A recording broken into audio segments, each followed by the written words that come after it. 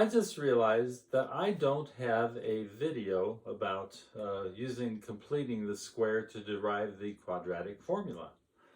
This thing right here that I hope you can see, ax squared plus bx plus c, we're going to set it equal to 0. And we're going to use what we know about completing the square to derive this. I'm also going to, whenever I use a tool from the toolbox, I'm going to write that little tool there on the side so you'll see step by step how to do this. Here we go.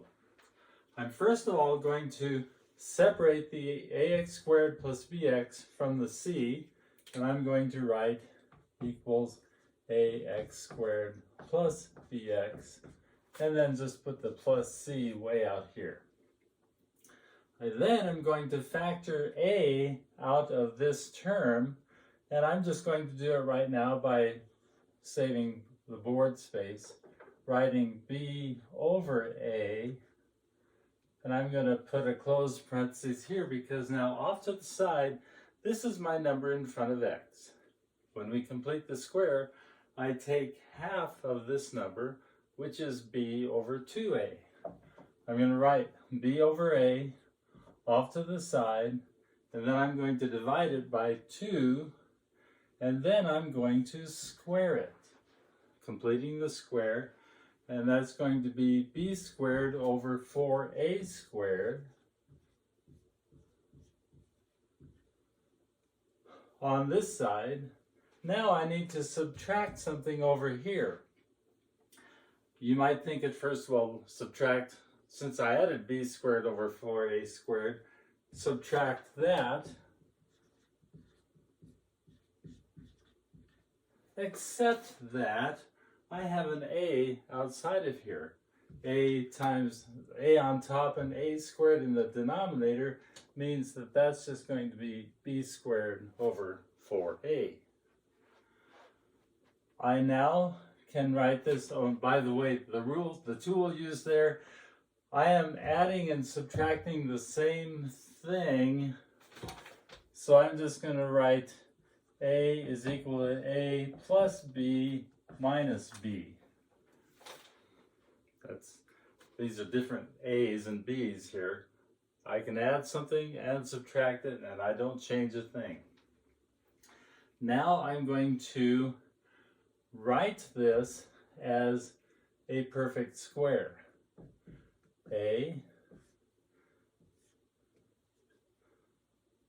My perfect square is going to be x plus b squared over 4a squared. The square root of that is just going to be b over 2a. This number will always match what we have in our parentheses when we complete the square. This over here is going to be plus c minus b squared over 4a. All of this, of course, is equal to 0. All I did here was write the square.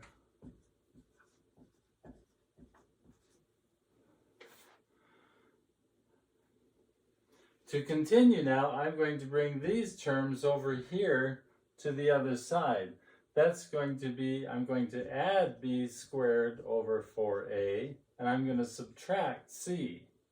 So subtracting c and adding b squared over 4a is going to equal a times x plus b over 2a squared.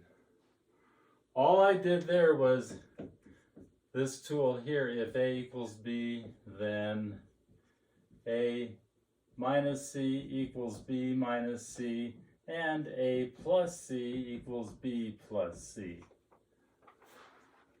I apologize, but I'm just going to warn you, please don't be confused with a, b, and c in my toolbox versus a, b, and c over here. Let's see. This is my line of demarcation. I'm going to divide both sides by well, you know what? Let's go ahead and write this as one fraction right now. This c is over 1. I need a common denominator to combine these, so this becomes a minus 4ac plus b squared. That's all going to be over 4a.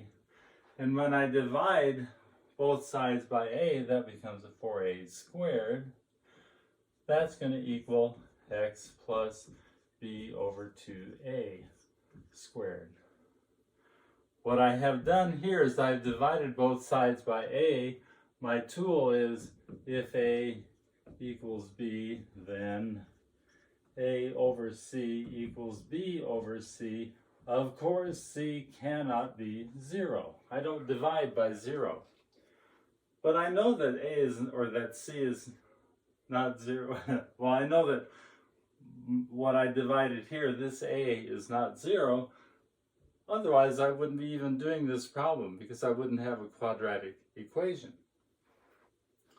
Continuing now, I'm going to rewrite this as b squared minus 4ac all over 4a squared. That's equal to x plus b over 2a squared. And all I'm doing is rewriting it. The b squared, putting it in front, and you'll see why. Because now I'm going to take the square root of both sides. My tool there is if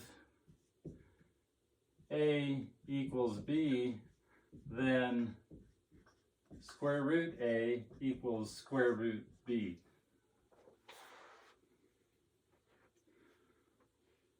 When I do that, I get the square root, b squared minus 4ac all over 4a squared. That is equal to x plus b over 2a. But one more thing I need to write. Remember from our square root property,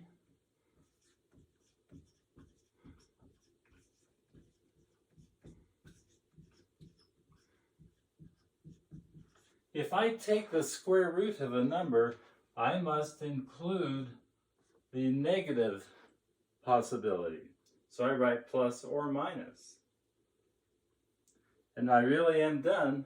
Now I'm going to subtract b over 2a from both sides. And I get that x is equal to